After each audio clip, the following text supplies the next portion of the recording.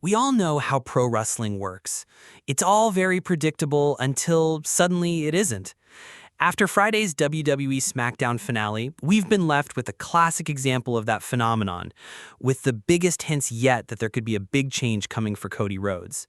It's certainly opportune timing. For weeks, most of us have assumed that we know exactly what's on the horizon for WWE's former Universal Champion, namely that he would win King of the Ring in Riyadh, which he did, before going to exact his revenge with a victory over John Cena at SummerSlam.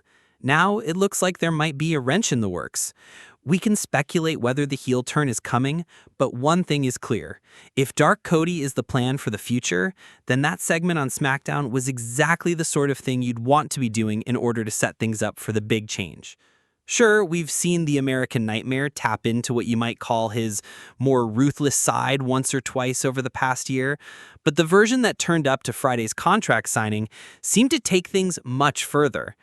It also tapped into the previous storylines in a way that can't be entirely a coincidence. We all remember the narrative from WrestleMania. The WWE's Golden Boy was defeated after he refused to abandon his principles and use the championship belt to strike Cena. On Friday, Rhodes didn't just cross that line with abandon, but also forced the incapacitated Cena to sign the contract to set up their showdown in New Jersey. If that weren't enough, social media sleuths pointed out that Rhodes just happened to be wearing that Rolex watch gifted to him by The Rock and supposedly once owned by Dusty Rhodes after last year's WrestleMania. A subtle touch, but one which begs an obvious question. Has he decided to sell his soul after all? It would certainly fit with what The Rock suggested during his controversial appearance on the Pat McAfee show back in April, when the final boss said the creative plan was to have Rhodes win back his title from Cena before embracing his dark side afterward. We all know how much influence The Rock has over creative plans, particularly since he joined the TKO board in 2024. If heel Cody is being cooked up right now, you have to admire WWE's tenacity. Having already sacrificed one generational babyface to an underwhelming heel turn, the idea of running the same playbook on the man often seen as Cena's successor scores points for fearlessness, if nothing else. You can say goodbye to all those charming scenes of Rhodes handing over his weight belt to adoring kids in the front row for a start. And what about Cena? Does he flip back to being good at the same time, given that we're all expecting the end of this heel turn soon?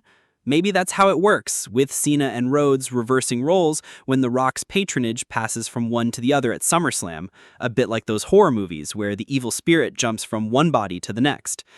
As much as turning Cody heel would be a gamble, you could argue that WWE has at least done some work laying the seeds, much more than they ever did with John Cena. In 18 months, we've seen how Rhodes went from celebrating with his friends at WrestleMania XL to losing some of his longest-standing friendships, namely Kevin Owens and AJ Styles, in the months to follow. Before this whole Cena thing came out of the blue back in March, I figured that was the direction we were going. Rhodes would carry on as the outwardly babyface champion who ends up inadvertently turning allies into enemies by showing more loyalty to his championship than his friends, until things finally come to a crescendo.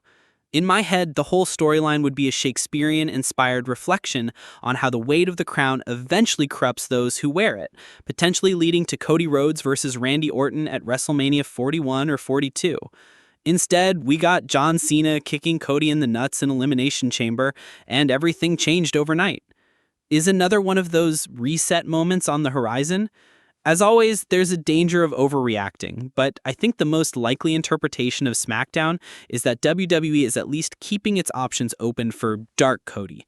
It probably doesn't make the main event at SummerSlam any less predictable. The constraints on John Cena's schedule and the fact that it's a stadium show surely have to tip the odds heavily in Cody's favor, but it does make things more interesting afterward. The American Nightmare as a heel? Given the circumstances, you certainly wouldn't rule it out.